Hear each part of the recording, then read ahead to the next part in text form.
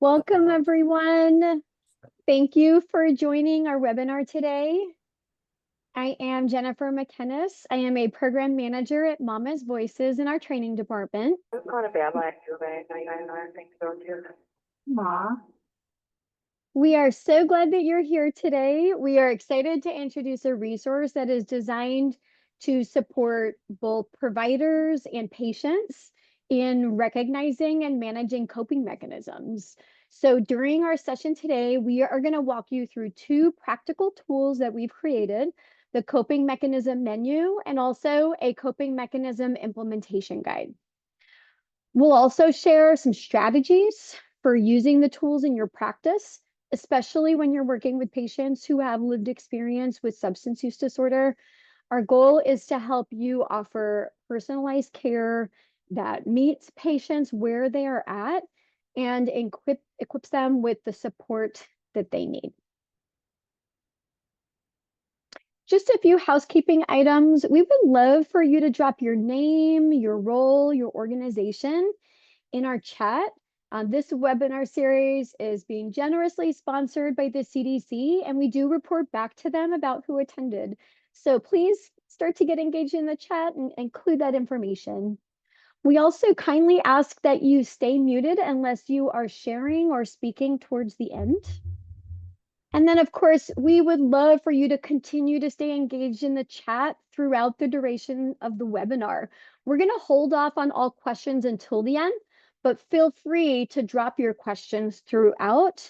And then, of course, we would love for you to start engaging with your peers in the chat. And several of my colleagues are on here, so they might be engaging with you as well. So this is the last webinar we are holding in a 4-part series on supporting patients with lived experience in substance use disorder, or SUD, through their pregnancy and through the postpartum period.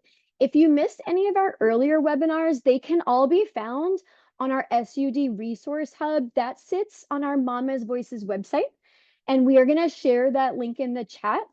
We launched the SUD Resource Hub 3 months ago, and it continues to grow. So make sure you keep checking back with us.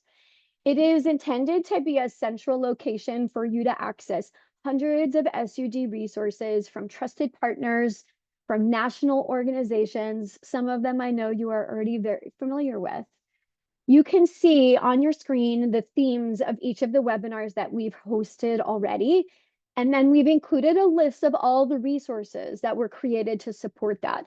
So our very first webinar was all about engaging patients with lived experience in SUD into quality improvement work.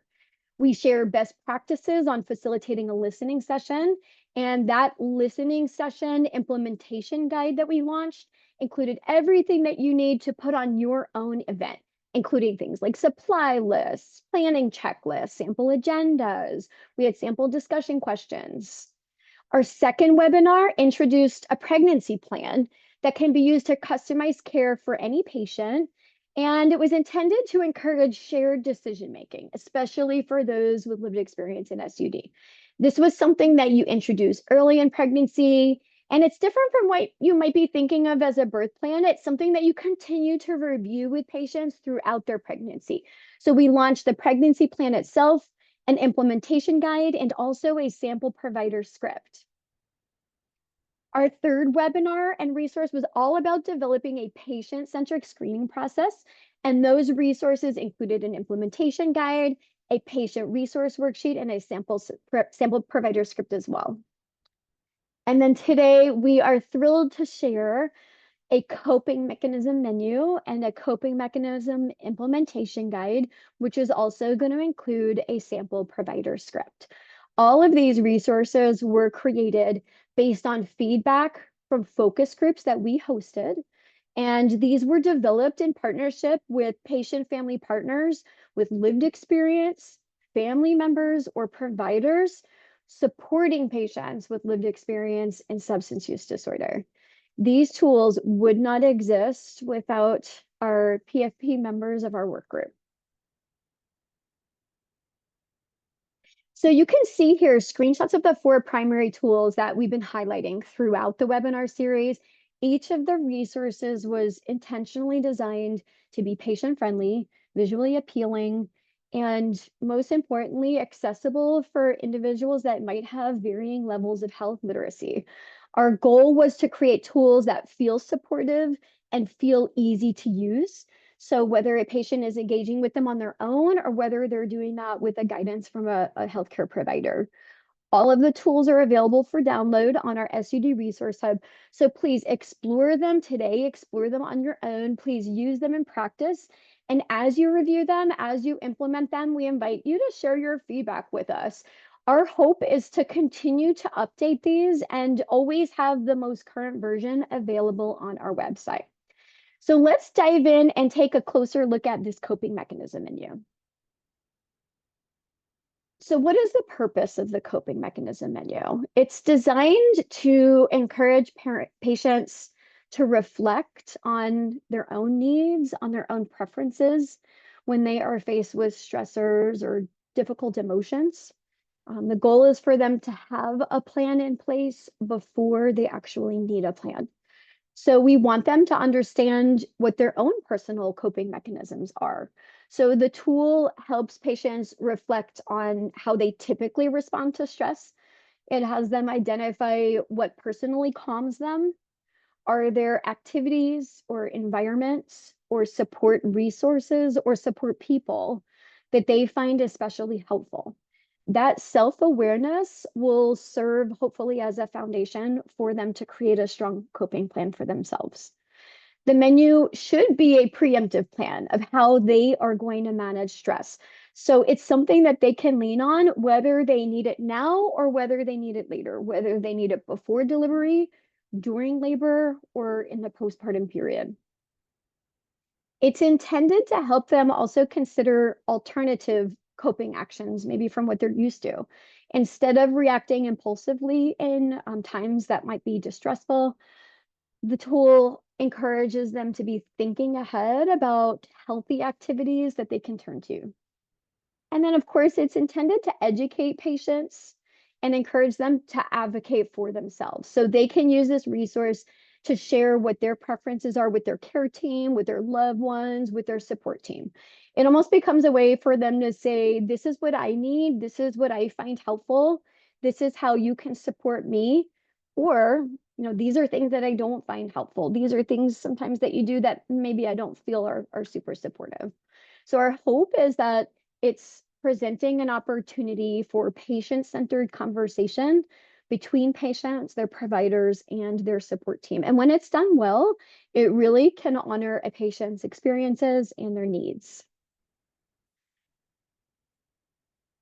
Okay, so we talked about the purpose of the menu. I want to take a look at the menu itself, and then I'm going to circle back and talk more about what's in the implementation guide.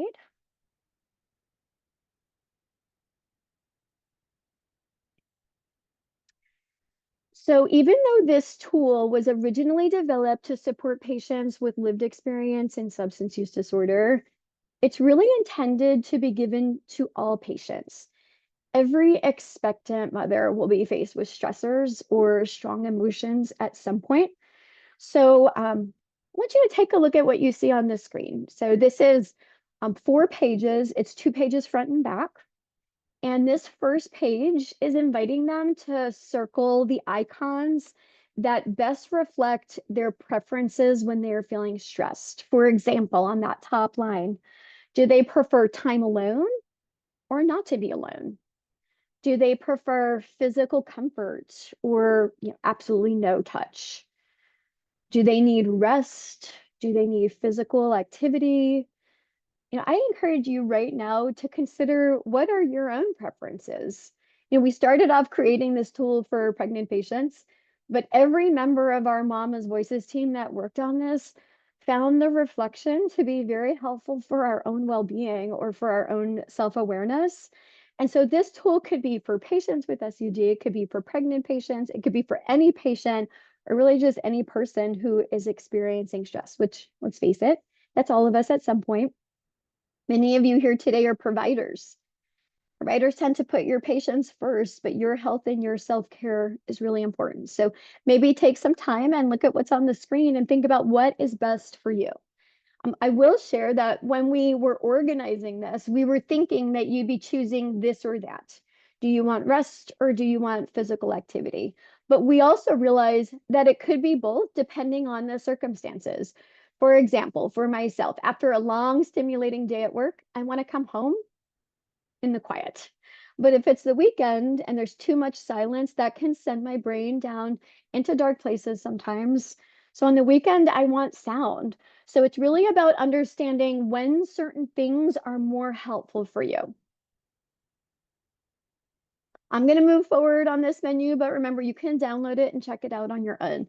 So on this second page, we ask patients to identify what external support options are helpful for them. So you can see peer support, therapy, family, religion, or spirituality. Of course, a person might find more than one of those helpful. So it's not intended to be a pick one in the line.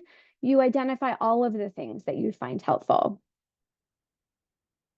The page also provides them an opportunity to share how other people can support them. Do they want people to check in with them? Would they like help with daily tasks? Do you want help making appointments? Especially when you're pregnant, you've got a lot of things on your plate. Is it helpful for someone to be stepping in with some of those daily things? Do you want to be reminded of your coping strategies? Or one of my favorites, sometimes I just want you to give me space when I need it.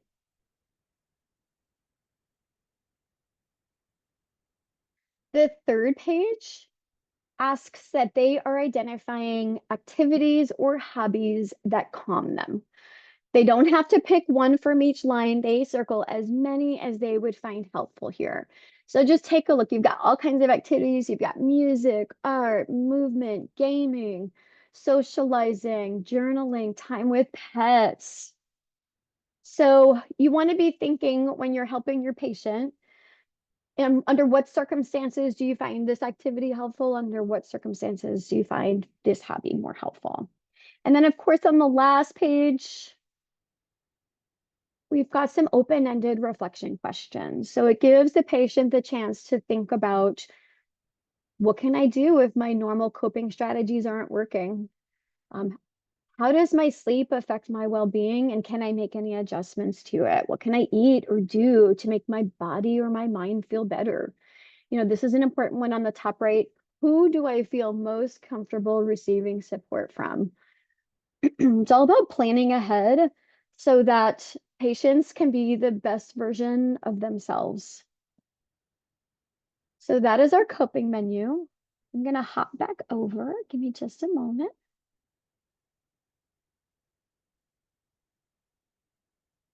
So let's talk about when you use this resource. Timing is really important. So we would recommend that you introduce it early on in pregnancy. Share that tool maybe at their first appointment or one of the early prenatal visits to make sure they have plenty of time to reflect, to complete it, to share it with whoever is in their support team, and also maybe to make changes as time goes on. We mentioned earlier, we want the plan in place before it's needed. Some patients might not feel comfortable discussing their needs with you early on, so you can revisit that tool later. So during pregnancy, you're probably having conversations throughout your care appointments with them, and your trust is building. So revisiting that tool later might provide a better opportunity for them to share more transparently with you. And the tool isn't just useful during pregnancy. It can serve as a really powerful reminder for patients to return back to those strategies while they're in the hospital or maybe during the postpartum period. Both of those are times when stressors can run very high. Folks, I'm going to be really honest. It's been 4 years since my delivery. I'm a grieving mom. My son was stillborn. And I found this coping mechanism menu to be helpful this week. So I don't think there is a time frame when it no longer could be used. In fact, I brought copies of this to, I go to a monthly support group, and I brought this last night, and we each took time to fill it out, to talk about it. And a common theme amongst all of us is that our preferences have changed over time. So what I found helpful right after my delivery is not what I would find helpful now. And so you really want to be thinking of this as a living, breathing document for your patients to continue to refer back to and to modify as they need to. Let's look at how to introduce and deliver the tool in a way that will be supportive for patients and also be respectful of their needs and their comfort levels. So you could print this out and pop it into your prenatal folder. That is a very nice low barrier way to share it with your patients. So they're not needing to access a health portal. We know sometimes technology can be a barrier for people. We do recommend explaining what it is. Don't just send them home with a paper. You also could verbally discuss and walk through the tool together during one of the appointments. This is a great opportunity for them to ask you questions or to share more about their responses. If the OB in your office or a nurse doesn't have time, designate or train some other member of your staff to be introducing them. You can offer this for patients to take home and complete it independently. That really allows them to take the time that they need to complete it at their own pace and then to bring it back to discuss it with you when they are ready. And of course, this can also help family members, partners, doulas to understand how they can best support the patient. It should only be shared with the permission of the patient, but it can really make everyone feel like they are a more effective support person for the patient. Being flexible and listening to your patient's preferences is key. So as you are introducing coping tools to patients, it's really important to be intentional when you are supporting individuals that have a lived experience in substance use disorder. Patients may have already faced things like stigma, or they might have a fear of being judged. So this could certainly impact how they respond to you. So a few things that we would recommend that you keep in mind. First of all, we want them to proactively create the plan. We don't want to wait for a moment of crisis. By introducing the tool early, we're helping them prepare for those challenging moments before they actually occur. We want to empower the patient to make healthy and informed choices. There's no one size fits all for patients. So this menu is intended to offer them options and then let them decide what feels right for them. It creates a sense of agency and is also very respectful of their own experiences and their own wishes. We want to normalize that this tool is something that is offered to all patients. So really frame it as a standard part of care for every one of your patients. This is not a special intervention that's tied to their history, and that can really help reduce feelings of being singled out. And then, of course, you want to build trust and reduce stigma. So use a non-judgmental tone, consistently offer support, actively listen when they are sharing with you. When patients feel seen, when they feel respected, they are more likely to speak honestly and to use a tool that you've shared with them. Remember, the goal is not just to hand over a resource, but it's to build a relationship where that resource can actually help them in their care. So the implementation guide will include a lot of the things that we've talked about today, but it also includes a sample provider script. And that language in that script was written by patients. And it was designed to be supportive, to be empowering. The language is non-judgmental. And it's broken down into sections. So it includes things like how to explain the purpose of the tool, how to normalize feelings, how to explain what happens next. But we want you to keep in mind that the script is a guide, but it needs to feel authentic. Do not use it for the first time in front of a patient, and I wouldn't recommend reading it word for word. So some strategies that we would recommend for you is maybe consider role play in your office with a colleague. So take turns as who is the patient and who is playing the part of the person introducing the tool. You could hold simulation scenarios for your floor, for your office. Good old self-practice, saying something out loud several times until it feels like an authentic reflection of what your own personal communication style is. This is not about reading it word for word. They will see right through that. It's about internalizing the language and the message so that it flows smoothly. And when you deliver this and introduce it with compassion, it can feel natural, it can feel genuine, and it really can change how patients experience their care with you. So that takes us to the end of our webinar. We walked you through the menu and I shared some of the highlights in the implementation guide.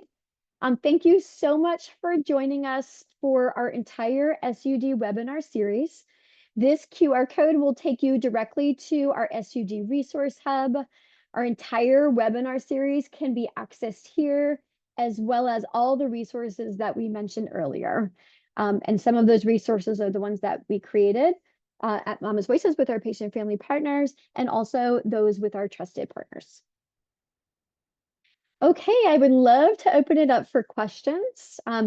While we do that, we might be popping onto the screen a short survey just to get some feedback about what you thought about our webinar today. I am going to stop talking and I am going to open up the floor. So if any of you would like to come off mute to ask questions, you are welcome to do that. I'll also take a moment. I know there's been a lot of activity in the chat, so I'll take a peek at the chat to see if anybody had any questions in there.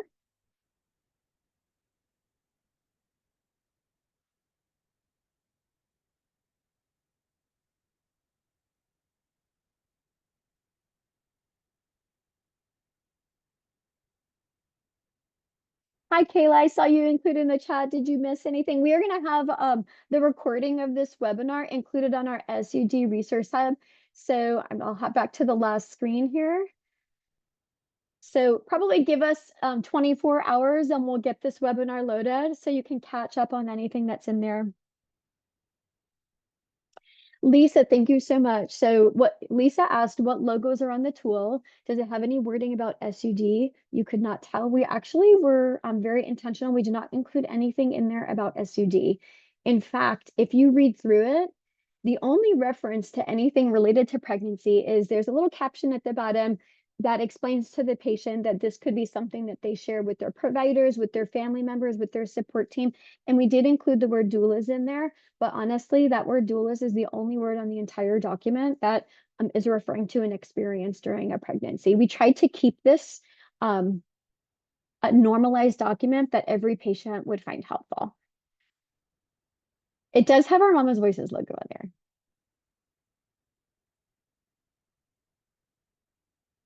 I'm going to continue to keep the floor open. If anybody would like to come off mute and ask questions, or if you would like to share feedback, we would love to hear it.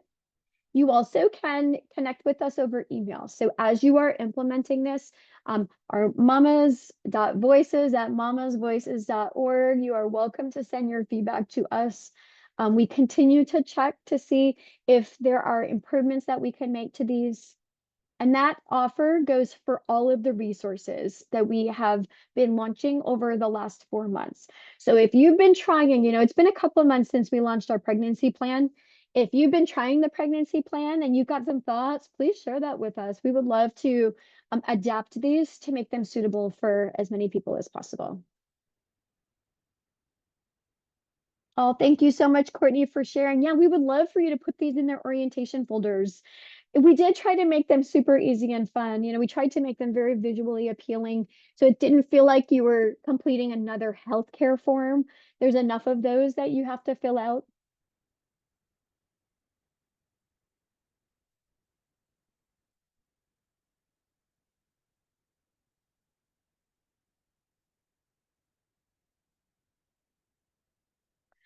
English only at this point, but that does not mean that we are not open to other options. But thank you, Lisa. We're going to take a note. All of our resources are in English at the moment.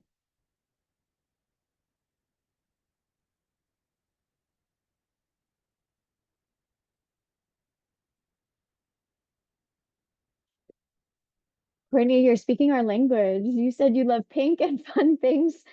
Pink is our color. If you hadn't figured it out, we love pink at Mama's Voices also. So we couldn't help but include that in all of our documents. Lisa, we were hoping the same thing. So if you had someone that did not speak English as a first language, that the icons would allow them to understand a little bit about what is being asked. The reflection questions might be a little bit more challenging, but you're right. Translating that over shouldn't be too much extra work on our part. These are all great suggestions. Thank you guys so much. Keep them coming.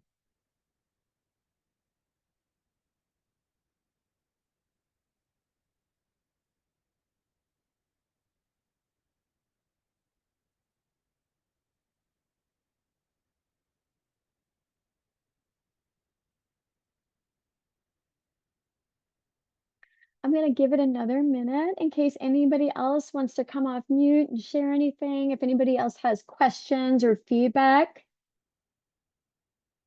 the floor is yours. Otherwise, we will be probably closing our webinar today in the next 30 seconds.